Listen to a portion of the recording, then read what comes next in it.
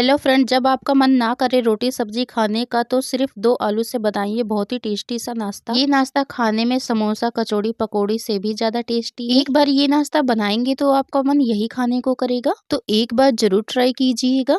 अगर रेसिपी पसंद आती है तो वीडियो को एक लाइक जरूर कीजिएगा। तो चलिए फ्रेंड देख लेते हैं कैसे बनाना है। नाश्ता बनाने के लिए एक बाउल में 2 मीडियम साइज के उबले हुए आलू ले लिए हैं। आलू को अच्छे से हमने ठंडा करके छील लिया है। एक हमने मीडियम साइज का ग्रेटर ले लिया है और अब दोनों आलूओं को अच्छे से ग्रेट कर लेते हैं। आप चाहें तो इसे मैशर से मैश कर सकते हैं, बस इसमें लम्स नहीं रहने चाहिए। तो हमने दोनों आलू को ग्रेट कर लिया। तो चलिए अब गैस की तरफ चलते हैं। गैस पे हमने कढ़ाई को रख दी है। इसमें 1 चम्मच ऑयल डालेंगे। जब हमारा ऑयल गर्म हो जाएगा तब हम इसमें आधा छोटा चम्मच जीरा डालेंगे। 2 बारीक कटी हुई हरी मिर्च डाल लेनी है और दोनों चीजों को अच्छे से चटकने देना है। उसके बाद हम इसमें मीडियम साइज की प्याज को बारीक काट के डाला है। अब प्याज को हमें हल्का लाल कर लेना है। जब प्याज हल्की लाल हो जाएगी तब हम इसमें 1 चम्मच धनिया पाउडर, आधा छोटा चम्मच गरम मसाला पाउडर, आधा छोटा चम्मच लाल मिर्च पाउडर डालेंगे और थोड़ी सी हल्दी डाल लेनी है। और सभी मसालों को अच्छे से मिक्स करने के बाद जो आलू ग्रेट करके रखे थे वो सभी आलूओं को डाल देना है और आलू को अच्छे से मसाले में मिक्स कर लेना है। गैस का फ्लेम हमें मीडियम रखना है। मीडियम फ्लेम पे हम इस टिफिन को पकाएंगे।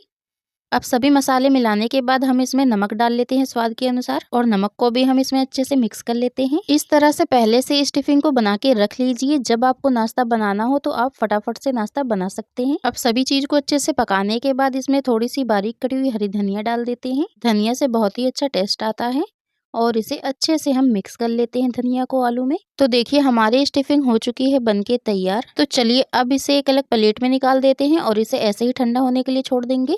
आलू की स्टफिंग को हमने अलग प्लेट में रख दिया है और कढ़ाई को ले लिया है और इसे गैस पे रख दिया है। इसमें 1 गिलास पानी डालेंगे। थोड़ा सा इसमें नमक डाल लेना है क्योंकि आलू की स्टफिंग में हमने नमक डाला है। 1 चम्मच ऑयल डालेंगे। यहाँ पे हमने बारीक वाली सूजी ली है 1 कटोरी। बारीक वाली या मोटी वाली कोई सी भी सूजी आप ले सकते हैं। सूजी डालने के बाद इसे अच्छे से हम इस तरह से देखिए चलाते रहना है और सूजी के डो को हम जब तक पकाएंगे जब तक कि ये गाढ़ा नहीं हो जाता है। सूजी को पकाने में ज्यादा देर नहीं लगती है, 1 से 2 मिनट में ही ये बनके तैयार हो जाता है। 1 कटोरी सूजी में हमने 1 ही गिलास पानी डाला है और देखिए बहुत ही अच्छे से डो बनके हो चुका है तैयार। बिल्कुल हमें सूजी का डो ऐसे ही बना के तैयार करना है। तो चलिए अब गैस का फ्लेम कर देते हैं बंद और इसे ठंडा होने के लिए छोड़ देंगे।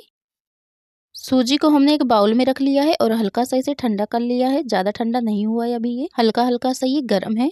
हाथों में हमें हल्का सा ऑयल लगा लेना है और सूजी की डो को हाथों से अच्छे से मसल के चिकना कर लेना है। ऑयल लगाने से सूजी का डो हाथों में चिपकता नहीं है। अब हमने यहाँ पे एक चकला ले लिया है, इसके ऊपर हमें अच्छे से ऑयल लगा देना है ताकि सूजी का डो चिपके नहीं। आप चाहे तो इसे चकले में या फिर किसी प्लेट में भी बना सकते हैं, बस उसमें पहले से हल्का सा ऑयल लगा लेना है। अब हमने यहाँ पे सारा सूजी के डो को ले लिया है और बेलन से देखिए हल्के हल्के से इसे बेलेंगे। ज्यादा इससे टाइटली नहीं बेलना है, बिल्कुल हल्के हल्के हाथों से देखिए इस तरह से बेलना है और रोटी से बड़ा बेल के हमने इसे तैयार कर लिया है। अगर ये साइड से फटता है तो इसे ऐसे ही फटने दीजिए। अब हम यहाँ पे एक चक्कू ले रहे हैं, आप चक्कू की जगह कटर भी ले सकते हैं। इसमें हल्का सा ऑयल लगा लेना है चक्कू में। आप साइडों से देखिए इस तरह से हमें काट लेना है। तो चारों तरफ से देखिए हमने सूजी के डो को काट लिया है और साइड के बचे हुए पीस को हम अलग रख देते हैं और जो बाकी की बची हुई सूजी है उससे भी हम बिल्कुल इसी तरह से बनाएंगे नाश्ते को। अब हमने इसे दोनों तरफ से बीच से काट लिया है और इसके 4 हिस्से कर लिए हैं। अब जो हमने आलू की स्टफिंग बनाई थी उसे अच्छे से ठंडा कर लिया है। अब एक सूजी के डो में देखिए इस तरह से आलू के डो को लेंगे और सूजी के ऊपर रखेंगे। तो यहाँ पे हमने 2 सूजी के डो के ऊपर रख दिया है और एक कांटे वाली चम्मच लेंगे और आलू के डो को हमें सूजी में अच्छे से फैला देना है। इस तरह से ज्यादा मोटी लेयर नहीं रखनी है, पतली लेयर रखनी है इसकी।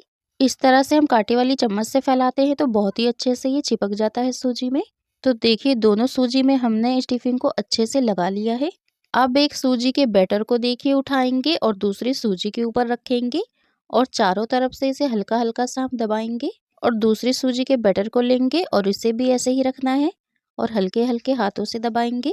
इस तरह से आप दबाते हैं तो बिल्कुल भी आलू बाहर नहीं निकलेगा। तो चलिए अब इसे रख लेते हैं प्लेट में और जो बाकी का बचा हुआ नाश्ता है उसे भी बिल्कुल इसी तरह से हमने बना के तैयार कर लिया है। तो चलिए नाश्ते को और टेस्टी बनाने के लिए एक बढ़िया सा घोल बना लेते हैं। तो यहाँ पे हमने एक बाउल में 2 चम्मच गेहूं का आटा ले लिया है। गेहूं के आटे की जगह आप मैदा भी ले सकते हैं। आधा छोटा चम्मच कलौंजी डालेंगे, आधा छोटा चम्मच लाल मिर्च पाउडर डालेंगे, 1 चम्मच सफेद वाली तिल डाल लेनी है। इससे नाश्ता देखने में भी बहुत ही अच्छा लगता है। थोड़ी सी बारीक कटी हुई हरी धनिया डालेंगे और सभी चीज डालने के बाद इसमें थोड़ा सा हम पानी डालेंगे और इसे चम्मच से अच्छे से मिक्स करेंगे।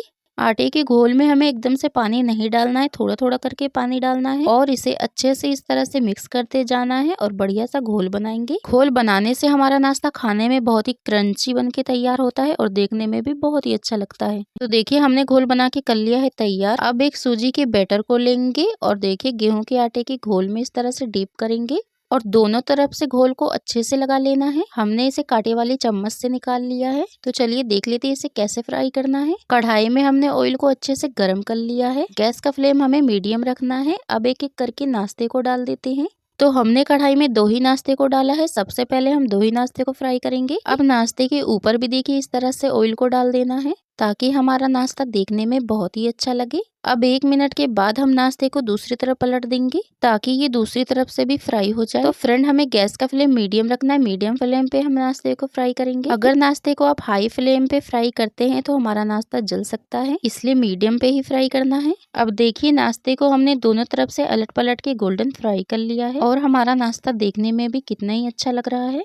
तो बिल्कुल इसी तरह से हमें नाश्ते को फ्राई कर लेना है।